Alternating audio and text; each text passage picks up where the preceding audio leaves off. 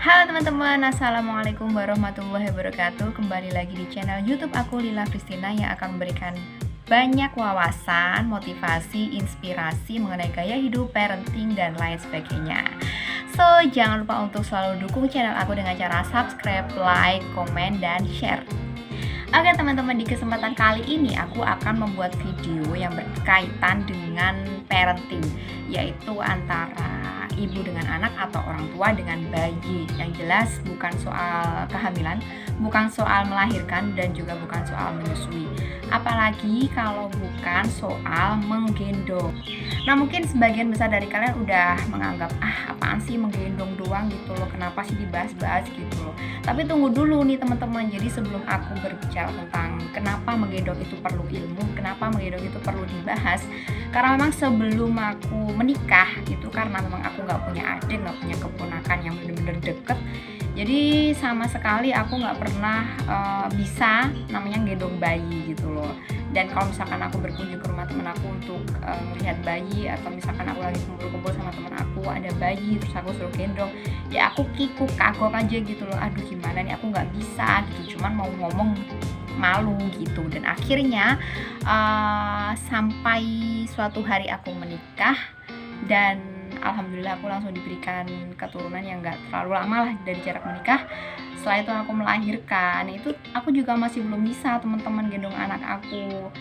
Padahal ya seharusnya seorang ibu itu pasti harus bisa dong gendong anak gitu kan, apalagi anak kandungnya sendiri, masa iya nggak bisa gendong.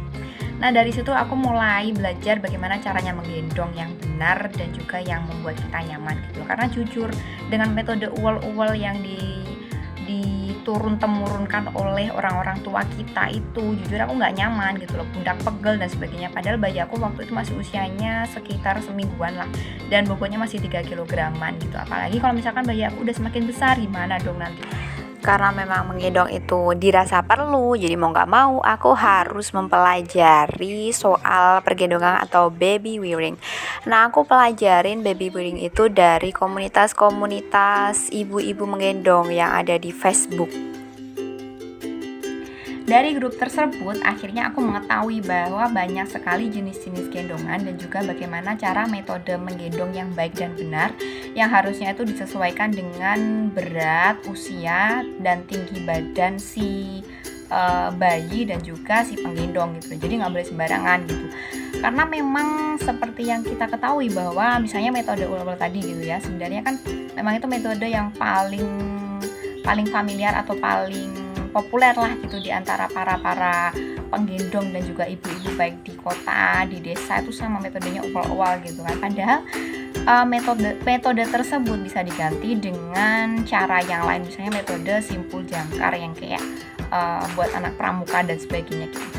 Oke, selanjutnya langsung aja aku akan berbicara mengenai poin-poin penting yang mau aku sampaikan ke kalian supaya kalian juga lebih mahir dan lebih terbuka wawasannya. Jadi nanti setelah kalian memiliki bayi, kalian sudah mengetahui cara menggendong yang baik dan juga memilih gendongan-gendongan yang ergonomis. Paling penting dalam sebuah ilmu baby wearing atau gendong menggendong adalah mengetahui prinsip-prinsip dasar atau prinsip utama dalam sebuah ilmu pergendongan.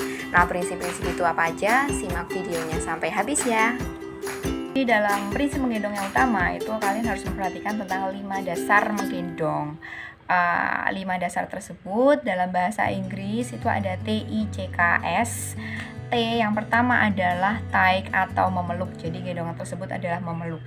Artinya sama dengan ketika kita memeluk bayi dalam gendongan kita yang tidak memakai alat menggendong. Jadi kayak apa ya, kayak kita meluk bayi gitu. Kemudian yang kedua ada in view at all times. Ini artinya adalah bisa dilihat kapan aja. Jadi nanti kalau misalkan kalian menggendong, kalian bisa melihat bayi kalian itu kapan aja kalian mau. Jadi jangan sampai nanti tertutup oleh kalian. Yang ketiga adalah C.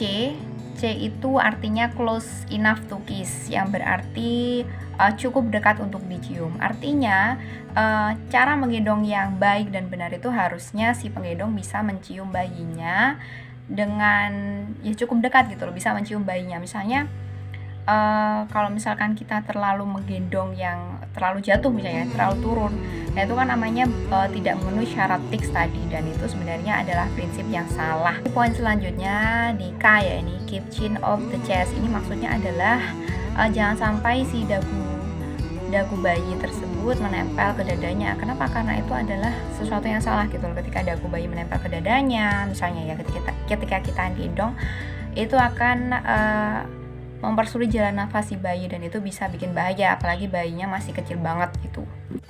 Kemudian yang S, ini prinsip yang terakhir adalah supported back. Artinya gendongan yang dipakai harus bisa menyangga punggung bayi dengan optimal. Jadi jangan sampai nanti ada kain yang misalnya melorot atau kain yang menyamping dan sebagainya. Nah, itu adalah sesuatu yang harus tetap diperhatikan si penggendong.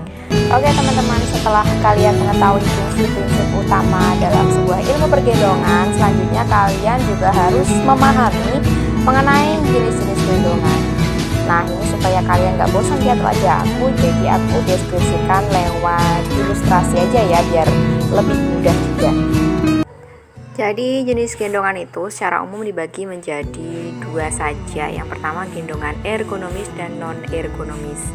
Gendongan ergonomis itu merupakan gendongan yang sangat mendukung perkembangan fisik seperti tulang punggung dan sendi pinggul atau hip joint pada anak atau bayi, yang merupakan poin penting dalam memilih sebuah gendongan. Sedangkan gendongan non-ergonomis kebalikannya ya, jadi gendongan yang sebenarnya kurang direkomendasikan. Sebelum kita bahas gendongan ergonomis itu apa aja, terlebih dahulu aku akan membahas gendongan non-ergonomis atau gendongan yang sebenarnya kurang direkomendasikan. Jenis-jenisnya apa aja. Jadi mungkin sebagian di antara kalian masih belum tahu ya, ternyata gendongan yang selama ini kalian pakai untuk menggendong anak kalian itu sebenarnya gendongan yang non ergonomis atau kurang direkomendasikan.